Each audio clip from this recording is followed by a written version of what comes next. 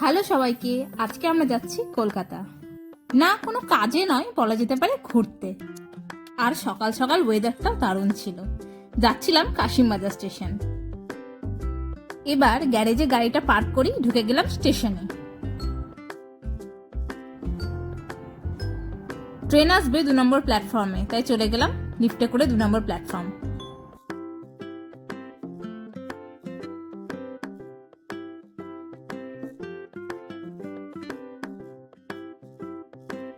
আমাদের সঙ্গে আরো দুজনে যাওয়ার কথা, প্রকাশ আর পিঙ্কি। ওরা দুজনেও টাইম মতন চলে এসেছিল। তারপর এবার অপেক্ষা হলো ট্রেনের। তো ফাইনালি কিছুক্ষণ পর চলে এলো ট্রেন। রিজার্ভেশন যেহেতু করা ছিল তাই তাড়াহুড়ো আর করতে হয়নি, আর সময় মতো ছেড়েও দিল ট্রেন। আমার এই ট্রেনের জার্নি তো খুব ভালো লাগে, দূরপাল্লার ট্রেন তো আরো ভালো লাগে। তারপর সবাই মিলে গল্প করতে করতে চললাম কলকাতার উদ্দেশ্যে।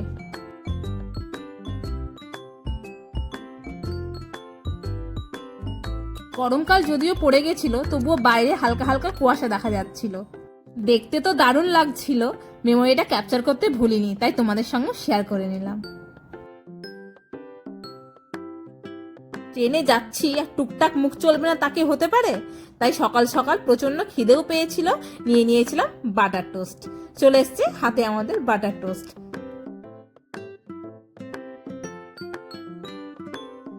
সকাল সকাল ঘুম থেকে ওঠার জন্য প্রকাশ বেচারার অবস্থাটা একবার দেখো। যাই হোক, এভাবে হাসি মজা করতে করতে পৌঁছে গেলাম শিয়ালদা। শিয়ালদা পৌঁছে ট্রেন থেকে নামলাম।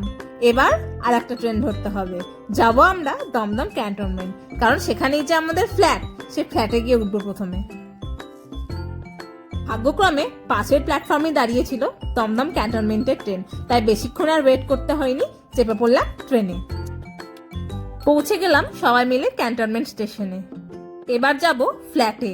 বেশিক্ষণের রাস্তা না, কিছুক্ষণের হাঁটা পথ, তাই হেঁটে হেঁটেই পৌঁছে গেলাম ফ্ল্যাটে। এই যে আমাদের ফ্ল্যাট, অমূল্য আবাসন। তো ঢুকে পড়া যাক ফ্ল্যাটে।